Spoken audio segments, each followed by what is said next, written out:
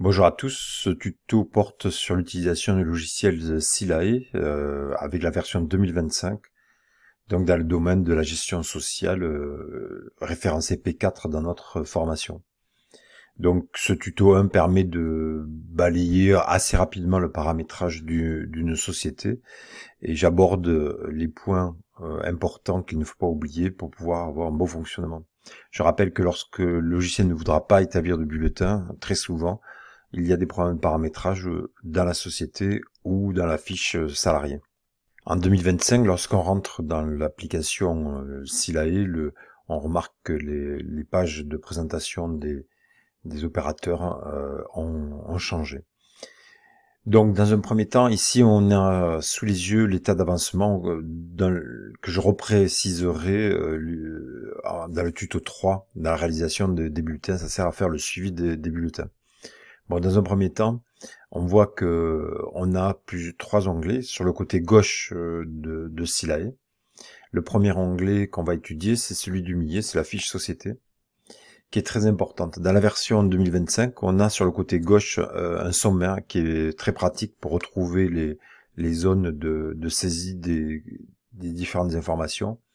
Et côté droit de l'écran, on va avoir des opérateurs tels qu'annuler, ajouter, supprimer. Et parfois, on a besoin d'utiliser cette partie-là. Donc là, pour nous, formation, institut de formation, le dossier va rester en montage, ce qui va nous permettre d'avoir une totale liberté sur le dossier. Dans un premier temps, évidemment, la société, on va faire référencer l'identification, sans oublier des informations telles que le signataire. Donc là, vous devez vous conformer aux informations de l'activité professionnelle optique CG.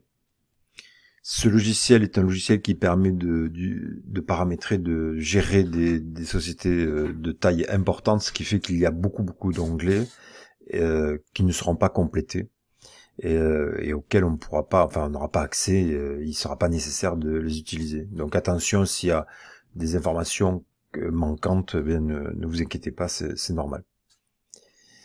Une chose très importante dans le paramétrage du dossier, c'est de signaler la convention collective. Convention collective que l'on peut pour laquelle on peut sélectionner la zone avec l'onglet de gauche, convention collective, et surtout, il faut bien la référencer avec l'IDCC ou son nom, pour pouvoir ensuite établir les bulletins conformément aux consignes de la convention collective. Autre chose importante, c'est la durée du travail. La durée du travail. Pour les informations suivantes sur les congés payés, mois de clôture mai de chaque mois, donc de mai à juin, de juin à mai. Bien là, nous on reste sur le cas standard. Donc pour la plupart des paramètres à renseigner, bien on reste sur lorsque des propositions sont faites, on reste sur ces propositions puisqu'on aura un cas simple classique, une entreprise à 35 heures. Dont la durée de travail est de 7 heures du lundi au vendredi. Voilà, parfois il faudra revenir sur cette fiche société pour faire des réglages, enfin des paramétrages complémentaires, mais ça fera l'objet de notre tuto. Je rentrerai plus en détail. Dans le logiciel, on va retrouver des parties qui concernent les informations qui ont pu être développées dans les cours. Par exemple, dans l'onglet fractionnement des congés, on voit une coche qui permet de dire si l'entreprise pratique le fractionnement des congés. Donc on retrouve des éléments de cours intéressants. Gestion des titres restaurants, nous, dans notre activité, on n'aura pas besoin de le paramétrer. Et ainsi de suite, il y a de grands nombres d'onglets à passer en étant sérieux et en faisant très attention. Le taux AT ici a été proposé de 0,94 avec la convention collective avec l'identifiant correspondant à l'activité. Donc on a un taux de 0,94. Éventuellement, on peut changer ce taux et en préciser un autre sur le côté. Taux acté, c'est taux accident du travail. Je vous rappelle qu'en fait, plus il y a d'accidents de travail dans une entreprise, plus ce taux s'élève.